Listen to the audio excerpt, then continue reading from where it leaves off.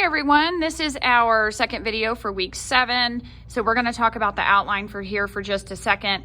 I did have the due date typed. What I did is this little button down here for me, that is how the assignments are set up. And I do like to go in and add the due date in a description of it. And so this little box right here was not checked. So it was not showing up on the course page. So I checked it. So now you will see that there. So what you're doing for the outline is it's an individual activity you'll submit. It will shut down on you. So if you don't have it uploaded by Tuesday night at midnight, you know, I can't take it, but you can upload whatever you have. But obviously I would love to see a completed outline so I can help you to the best of my ability. You're going to be using the document that's actually posted up here. So I'm going to open it. It's a Microsoft Word document. You can type into it. You can just, format it in whatever way you want as far as, if you wanted to handwrite it and take a picture of it, that would be fine. If you have some other way of doing it on a program. But I mean, what I'm looking for is that you have section 1, 2, 3, 4, and 5 outlined, but each section, as you'll notice, has multiple parts, and so that's why this outline can be a little complicated. But if you'll do everything on it, then you have pretty much written your essay. I am noticing that up here the date is wrong, so I will fix that and get that reposted. It should say Tuesday, September 29th. It still has the summer date on it by accident. So section 1 says A, B, C, and D. This is what you need to be doing in your introduction. Your goal is to acquaint your readers with your topic. So how will you make it clear to your reader what topic is being discussed without just saying, hey, I'm writing about immigration policy? And remember, no first person at all. B, how do you plan to give your reader a sense that you are qualified to address this topic, again, without using first person? C, what is your paper's purpose? D, state your thesis. Remember, even though you are going to show both sides of the argument, you must argue for one or the other up front. So your reader needs to be clear what you are arguing before they move forward. Section 2 is background. Your goal is to provide information to help your audience to better understand your topic or issue. You have an ABC. So A, pretend your reader has very little knowledge of your issue, maybe no knowledge. Please list at least 5 things they will need to know about your topic. B, list a chronology or history surrounding your issue or topic. How far does this issue date back?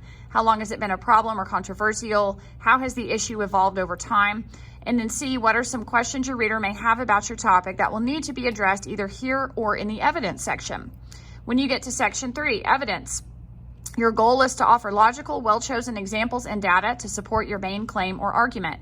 Please feel free to go back to the weeks 4 and 5 videos or the September 6th news forum post to review how and where to find scholarly information.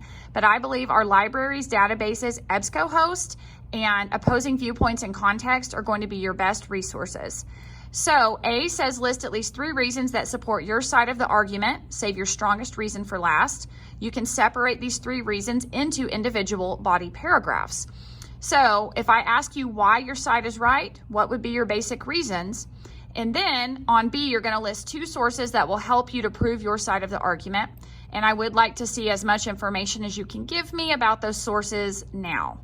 A works cited entry would be great, but if you are not ready to give the works cited entry, just tell me, I'm using an EBSCOhost article, or, I'm using a study that I found on this website. Section 4 is your counter evidence. Your goal is to concede facts that undermine your position. However, you will refute the counter evidence with which you disagree, but you are going to treat the alternative viewpoints fairly and treat your opponents with respect. So it's all about having a nice, positive, agreeable tone, even though you are in the process of disagreeing. So A is to identify the other side of the argument. Sometimes there will be multiple other viewpoints. B says give at least 2 reasons that would support the counter argument. Separate these reasons into 2 individual body paragraphs. C is to list 1 source that would support the other side of the argument. And again, I would like to see you tell me as much as you can about that source. D, how will you refute? That is the most important part right there. How will you refute that counter evidence? Then when you get to section 5 is the conclusion, to leave readers with a sense of why they should agree with you by suggesting solutions, calling for action, or reemphasizing the value of your position. So make sure you're restating your thesis. You are going to choose one of these options on B, so you can read those, gives you some good choices. And then C, an optional closure. I always recommend a figurative language. So it is a detailed outline, but if you'll do it, you are essentially writing that paper in an outline form, and then your draft will be so easy. If you have any questions this week, please reach out and we will talk to you soon.